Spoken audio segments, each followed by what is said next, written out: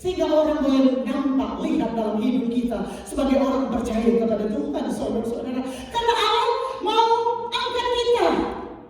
Derajat kita Tuhan mau angkat. Bukan biasa-biasa. Menjadi berharga, berarti, mulia di hadapan Tuhan. Bukan hanya di hadapan manusia, tetapi di hadapan Tuhan terutama, saudara-saudara. Biar kita menjadi mulia. Oleh sebab itu, saudara-saudara, kalau kita siap untuk mau diangkat Tuhan, menjadi berharga, berarti, saudara-saudara, go to the next level, saudara-saudara, kita mau menjadi pelaku kebenaran firman Allah. Oleh sebab itu, saudara-saudara, sebagai orang Kristen, karakter seperti apakah yang harus kita miliki, saudara-saudara? Sebagai pelayan Tuhan, sebagai hamba Tuhan, sebagai istri hamba Tuhan, sebagai hamba Tuhan, sebagai anak-anak Tuhan, sebagai orang Kristen, saudara-saudara. Karakter seperti apakah yang harus kita miliki sebagai gereja Tuhan di akhir zaman ini, agar kita tetap kuat, tetap tidak goyah, tidak bimbang, tidak terombang-ambing oleh dunia ini, saudara-saudara. Kita harus mau kuat di dalam Tuhan. Dan kita harus mau hidup menurut karakter Kristus, saudara-saudara.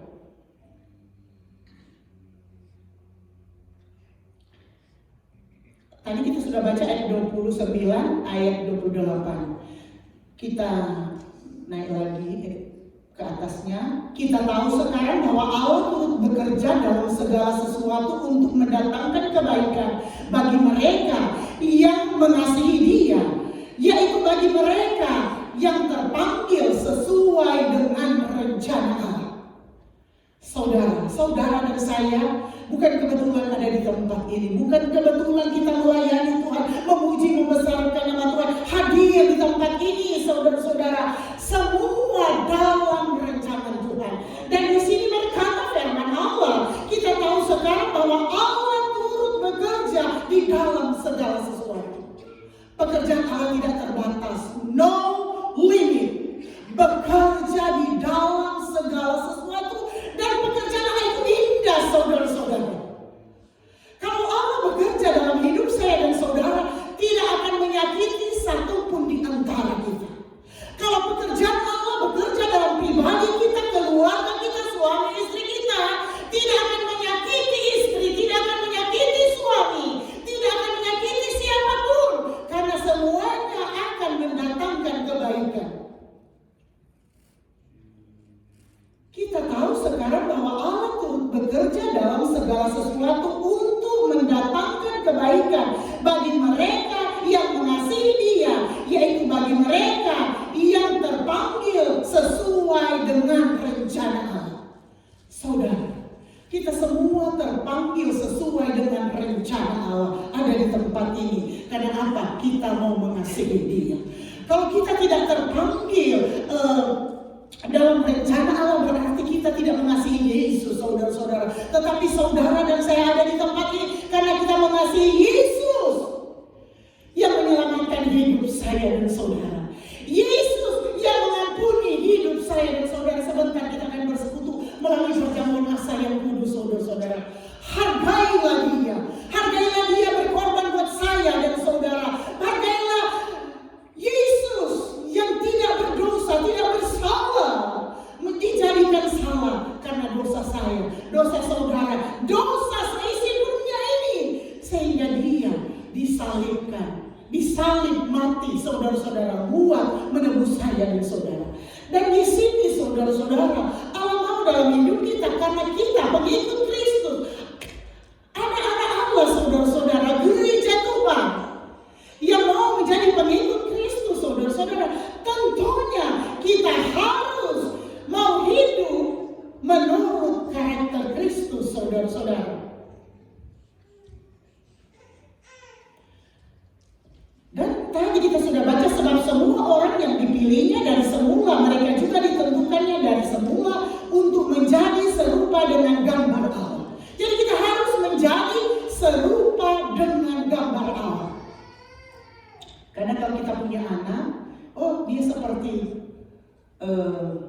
bapaknya atau ibunya, seperti orang tuanya. Tetapi kita gereja Tuhan, Allah mau kita menjadi serupa dengan gambar anaknya. Gambar anak Allah siapa? Gambar anak Allah itu Yesus Kristus yang mengampuni dosa dan saya dan saudara. Yesus Kristus yang mengasihi saya dan saudara. Yesus Kristus yang mengangkat kita dari tidak berharga menjadi berharga saat ini. Oleh sebab itu saudara-saudara, untuk menjadi serupa dengan gambar anaknya, supaya ia anaknya itu menjadi yang sulung di antara banyak saudara. Banyak saudara. Kita banyak saudara di dalam Tuhan. Kemana kita pergi? Kalau kita satu tubuh Kristus, kita bersaudara di dalam Tuhan. Oleh sebab itu jangan khawatir saudara-saudara. Semua kita bersaudara di dalam Tuhan. Keluarga di dalam Tuhan saudara-saudara. Bagi yang barangkali belum bekerja, barangkali tidak ada makan atau belum ada, mau beli, welcome di pastorat terbuka. 24 hours saudara-saudara bagi yang belum bekerja. Kita bersaudara di dalam Tuhan. Karena saya percaya saudara-saudara, dimanapun kita pergi dan berada, ada maksud Tuhan yang indah buat saya dan saudara. Tuhan pasti buka jalan dan memberkati, mencukupkan, mengadakan apa yang menjadi keperluan dan kebutuhan kita saudara-saudara masing-masing. Karena hanya Allah yang menjadi sumber berkat dan pertolongan kita, yang tidak akan memberikan efek sampingan dalam hidup saya dan saudara. Kalau pertolongan manusia kita bisa ada efek. Pertolongan Allah itu perfect, sempurna dalam hidup saya dan saudara. Oleh sebab itu, jangan ragukan kasih Allah buat saya dan saudara. Ketika Allah sudah menebus saya dan saudara, mengangkat kita dari dosa, hargai pengampunannya, hargai pengorbanannya, hargai kasihnya dalam hidup kita. Dengan kita mau taat menjadi pelaku kebenaran firman Allah saudara-saudara. Jadi karakter Yesus seperti apakah yang harus kita miliki saudara-saudara? Tadi saya sudah katakan. Pertama saudara-saudara, karakter Kristus yang membedakan orang Kristen dengan yang lainnya. Pertama, karakter yang pertama adalah taat saudara-saudara. Seperti Yesus mempunyai karakter, punya ketaatan, taat terhadap perintah Bapa di surga untuk mati di kayu salib untuk menebus kita umat manusia. Yohanes 3 ayat 16. Karena begitu besar kasih Allah akan dunia ini, sehingga Dia mengorbankan anaknya yang tunggal, agar supaya barang siapa yang percaya kepadanya, termasuk saya dan saudara, tidak akan binasa, melainkan apa? Melainkan beroleh hidup yang kekal. Itu Yesus taat saudara-saudara. Yesus itu adalah anak Allah taat. Jadi contoh buat saya dan saudara, dia taat kepada Bapaknya saudara-saudara. Kalau kita seperti manusia, dia bisa ngomong sama Bapaknya, Bapak saya kan tidak bersalah, saya tidak berbuat dosa. Kenapa saya yang harus menanggung dosa seisi dunia ini? Tetapi karena dia taat, karena dia hanya mau taat kepada Bapaknya saudara-saudara. Taat terhadap perintah Bapa di sorga untuk mati di kayu salib untuk menebus kita umat manusia.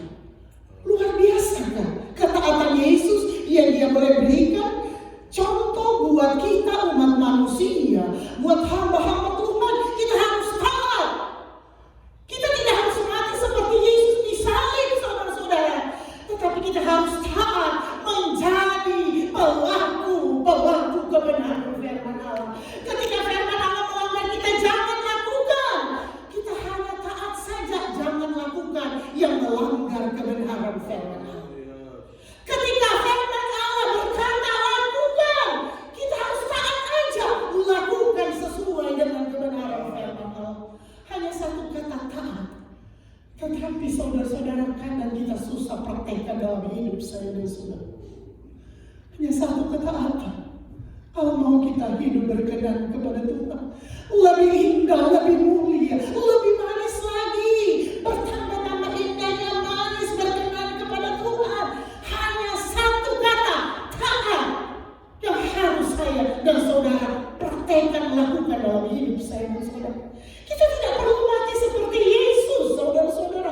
Mati di kayu salib, taat saja, saudara-saudara. Pintu berkat akan terbuka buat saya dan saudara.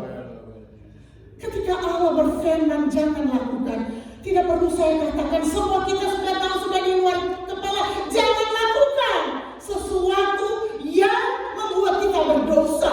Jangan lakukan sesuatu yang membuat kita menentang kehendak Allah. Taat saja, saudara-saudara, sehingga berkat Allah terbuka.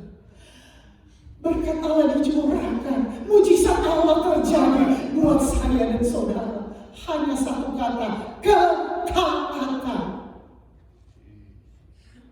Dan itu Tuhan sudah beri contoh buat saya dan saudara.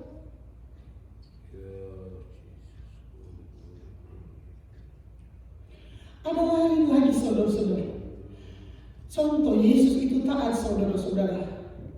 Yesus juga taat ketika Yesus dicobai di padang gurun oleh iblis di dalam Matius 4 ayat 1 sampai dengan ayat 11. Semua kita tahu cerita ini. Ketika Yesus di sini, saudara-saudara, dicobai di padang gurun oleh iblis. Saudara-saudara, sebenarnya Yesus bisa melawan iblis, saudara-saudara, karena iblis itu ada di dalam kuasanya Yesus. Tetapi dia mau memberi contoh, dia taat kepada Bapa. Dia tidak mau melawan apa perintah Bapa. Sehingga ketaatan Yesus menjadi contoh teladan buat gereja Tuhan, buat hamba-hamba Tuhan, saudara-saudara. Sehingga dia tidak tergoda oleh iblis. Tetapi saudara-saudara, dia boleh berkata, hai iblis, nyala engkau di sini. Karena kuasa Allah lebih besar dari segala-galanya. Dia boleh melawan. Ketika dia, saudara-saudara, dicobai iblis. Kadang-kala juga kita sebagai gereja Tuhan, sebagai hamba-hamba Tuhan, sebagai istri, sebagai suami, sebagai anak-anak, ditawarkan oleh tawaran dunia. Sehingga iblis boleh datang menyerang dalam hidup saya dan saudara. Mau mencobai hidup saya dan saudara. Bisakah kita taat seperti Yesus, menolak setiap tawaran-tawaran iblis, godaan-godaan iblis untuk apa? Mau menjatuhkan iman percaya kita, mau melemahkan iman percaya kita, sehingga kita mau goyah, sehingga kita mau jatuh lebih dalam lagi. Tetapi tidakkah kita sadar itu adalah kerugian besar buat saya dan saudara? Tetapi saat ini dengan kasih-Nya, Allah mengajarkan kita dengan kata taat. Taat saja. Allah tidak mau meminta segala sesuatu apa yang ada dalam hidup kita. Ketika kita praktekkan ketaatan yang Tuhan sudah berikan contoh dalam hidup saya dan saudara, sekalipun dia tidak berdosa, sekalipun dia tidak melakukan kesalahan, tetapi hanya dia mau taat kepada Bapa di surga, dia mau mati di salib untuk menembus dosa saya dan saudara. Begitupun saya dan saudara. Kadang yang di hadapan kita tidak enak, saudara-saudara. Kadang menyakitkan. Tetapi biar kita taat menjadi pelaku-pelaku kebenaran firman Allah. Karena apa, saudara-saudara? Ketika kita taat, bisa bertahan menghadapi tantangan, menghadapi kesulitan, menghadapi pergumulan, menghadapi sesuatu yang menyakitkan. Ketika kita mampu melewatinya dengan ketaatan kita, kita akan berkemenangan. Kita akan berkemenangan. Kita akan berkemenangan untuk hormat kemuliaan nama Tuhan. Dan ketika kita menjadi berkemenangan, saudara-saudara,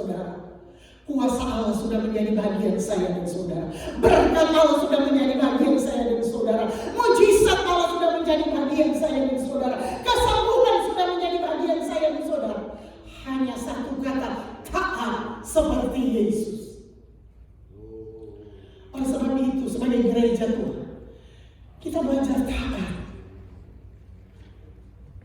Taat kepada Tuhan yang menciptakan langit dan bumi. Kalau kita suami istri, kita belajar taat. Suami taat kepada istri, taat kepada suami. Kalau kita anak-anak, taat kepada orang tua. Tentunya pada hal-hal yang berkenan kepada Tuhan. Tidak akan mungkin kita taat pada hal-hal yang salah, yang menyimpang. Tetapi saat ini Allah mau pulihkan kita, Allah mau kembalikan kita, Allah mau kembalikan kita pada jalan-jalan kebenaran firman Allah. Karena Dia mau taat, mau menyelamatkan saya dan saudara. Apalah artinya Tuhan sudah mati di kayu salib ribuan tahun yang lalu menebus dosa dan saya dan saudara. Dan kita hanya masuk, tidak akan masuk mewarisi kerajaan surga yang tinggal kekal untuk selama-lamanya. Tidak ada gunanya. Oleh sebab itu, karena ketaatan Yesus kembali menulis setiap contoh-contoh di dalam kebenaran firman Allah. Untuk apa? Diingatkan lagu kembali seperti saat ini. Diingatkan kepada saya, diingatkan kepada saudara, buat gereja Tuhan yang ada di tempat ini, biar kita belajar taat. Sampai Dia datang pada kali yang kedua, tidak ada satupun di antara kita yang akan binasa. Tetapi biar kita semua akan bergandengan tangan, beramai-ramai untuk menjadi pewaris kerajaan surga. Sehingga ketaatan Yesus akan kita nikmati di surga yang tinggal kekal untuk selama-lamanya.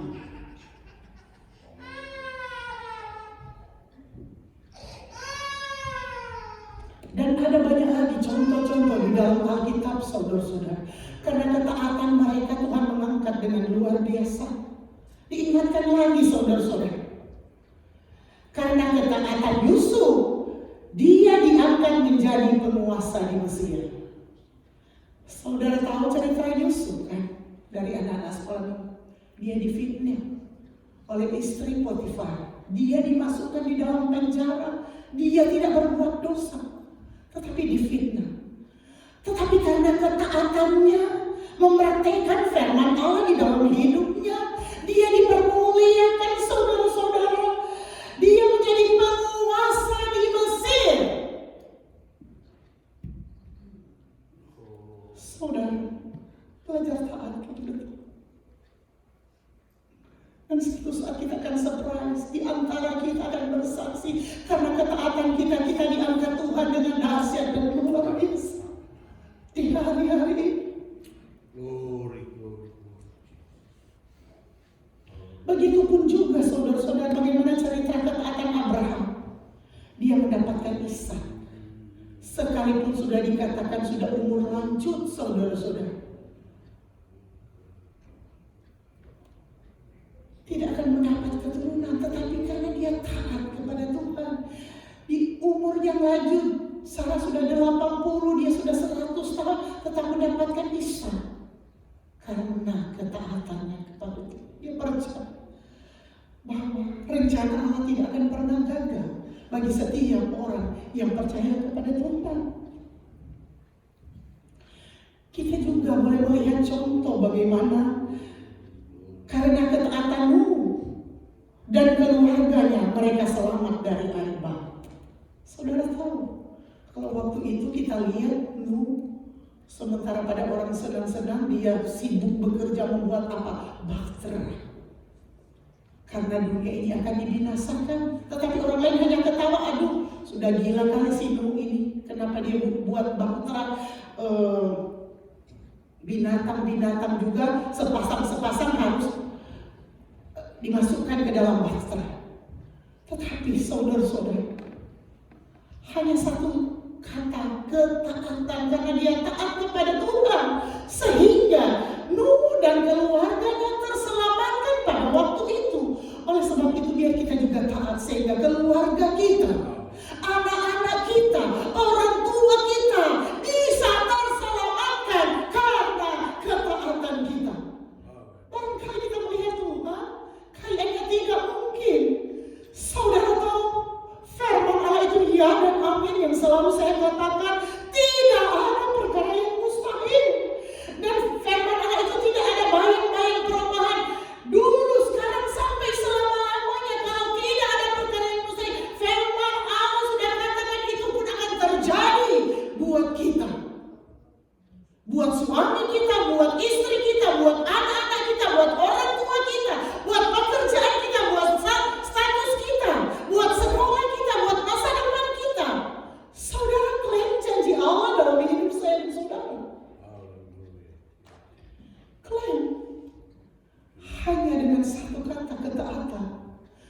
seperti apa yang Tuhan sudah beri contoh dalam hidup kita. Tuhan Yesus karena dia taat, dia mau mati, mau disalibkan karena mau menyelamatkan seisi dunia ini, termasuk saya dan saudara. Oleh sebab itu saudara-saudara,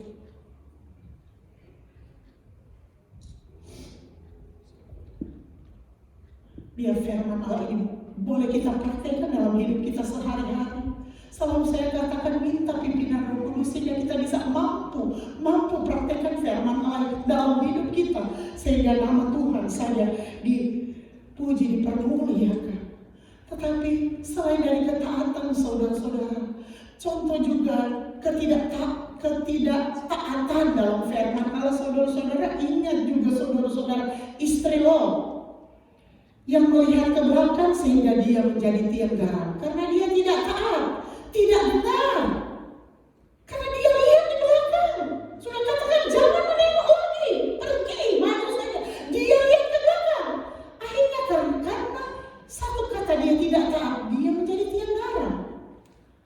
Oleh sebab itu saudara-saudara, saya percaya saudara-saudara semua kita yang ada di tempat ini, kita mau belajar taat saudara-saudara, sehingga apapun yang saudara dan saya gumuli, rindukan, inginkan terjadi di hari-hari ini, Tuhan akan bekerja dalam segala sesuatu untuk mendatangkan kebaikan buat suami kita, buat istri, buat anak-anak kita, buat orang tua kita, buat pelayanan kita, buat pekerjaan kita, buat status kita, buat masa depan kita dan sebagainya saudara-saudara. Kita perkatakan saja apa yang menjadi kerinduan kita saudara-saudara. Tuhan akan bekerja untuk mendatangkan kebaikan. Contoh lagi saudara-saudara, karena ketidaktaatan Yunus yang menghindari panggilan Tuhan sehingga dia masuk ke perut ikan paus. Itu karena ketidaktaatan Yunus. Tetapi saudara-saudara, untung Tuhan masih berkemurahan kepada dia, memberi kesempatan kepadanya saudara-saudara. Oleh sebab itu, Tuhan mau kita sebagai orang Kristen memiliki karakter Kristus yang punya ketaatan. Punya ketaatan, taat akan perintah Tuhan.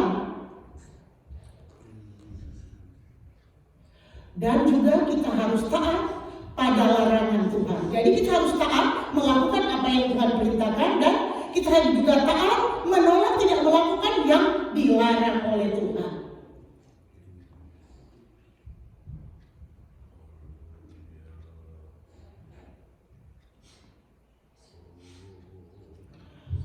Puji Tuhan saudara-saudara. Karakter Kristus kedua juga yang boleh kita contoh ini saudara-saudara. Karakter Kristus yang kedua yang harus kita miliki adalah mau melayani. Markus 10 ayat 45 berkata, karena anak manusia datang bukan untuk dilayani, melainkan untuk melayani dan untuk memberikan nyawanya menjadi tebusan bagi banyak orang. Jadi saudara-saudara, firman Allah juga berkata, kalau mau siapa yang mau menjadi yang terbesar di antara murid-muridnya, dia harus melayani. Oleh sebab itu saudara-saudara, kita biar belajar melayani satu dengan yang lain, melayani Tuhan, melayani dengan segenap hati saudara-saudara. Karena itu adalah karakter Kristus yang harus kita praktekkan dalam hidup saya dan saudara di hari-hari ini saudara-saudara.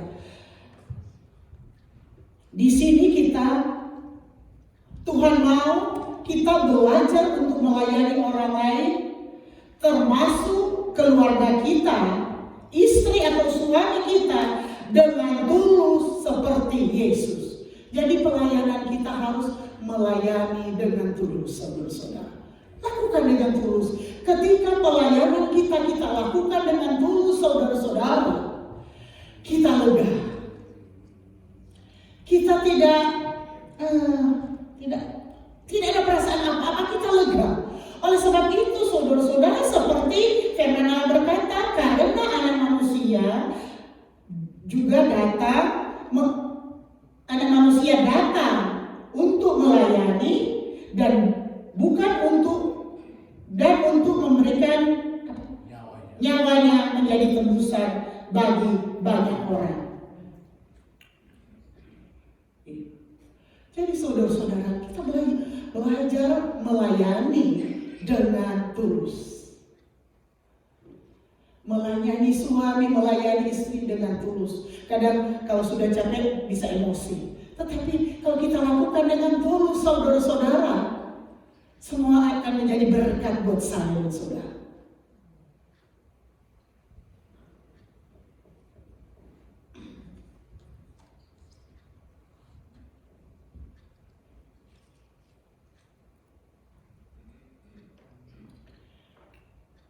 Jadi pelayanan yang tulus saudara-saudari di sini maksudnya bukan untuk mendapat pujian dari orang lain, tapi tidak berkenan kepada Tuhan.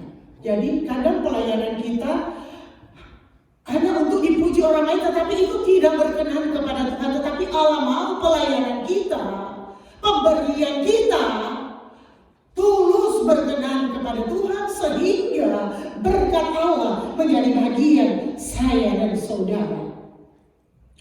Terakhir saudara-saudara, Bapak Gembala tinggal lihat-lihat jam.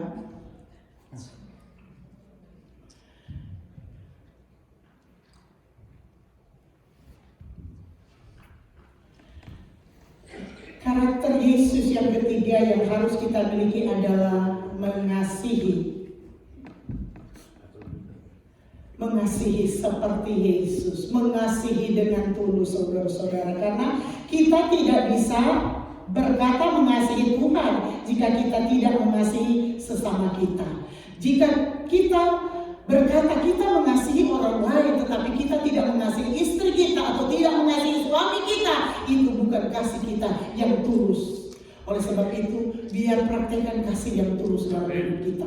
Ketika kita mengasihi tulus saudara-saudara, kita mengasihi Tuhan dengan tulus, kita akan mengasihi manusia dengan tulus. Kalau kita mengasihi manusia dengan tulus, tentu lebih tulus lagi kepada istri, kepada suami kita, kepada anak-anak kita, kepada orang tua kita, saudara-saudara, sehingga semuanya akan berkenan kepada Tuhan. Puji Tuhan saudara-saudara, karena kasih Yesus, kasih yang menyelamatkan. Saudara,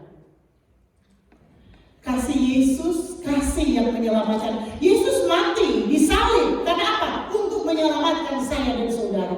Jadi kalau kasih kita tidak menyelamatkan kita, tidak menyelamatkan suami kita, tidak menyelamatkan istri kita, tidak menyelamatkan anak-anak kita, orang tua kita, kasih itu bukan kasih yang tulus saudara-saudara.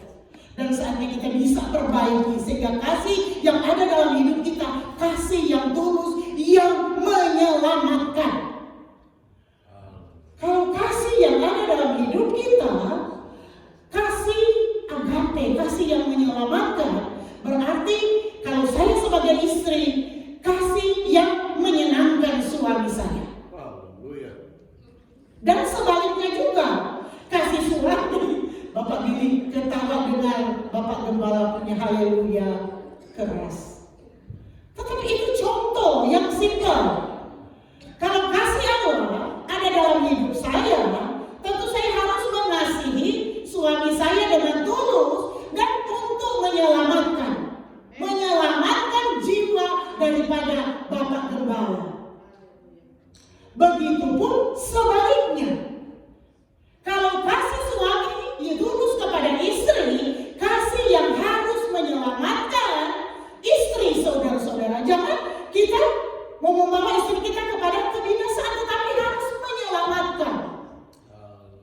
Itu pun juga sebagai tanggung jawab kami sebagai gembala, sebagai gereja Tuhan, sebagai hamba Tuhan yang ada di tempat ini. Kami harus mengasihi gereja Tuhan, jemaat Tuhan, pelayan Tuhan, anak-anak Tuhan yang ada di tempat ini untuk menyelamatkan dan bukan untuk membinasakan, tetapi untuk menyelamatkan. Artinya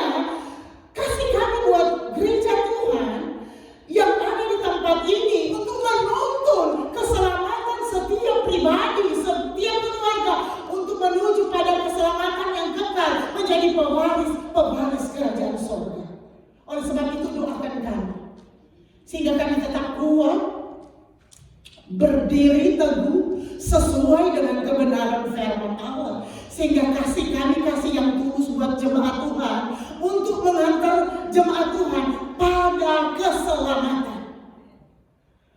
Karena itu maksud Allah dalam hidup saya dan saudara.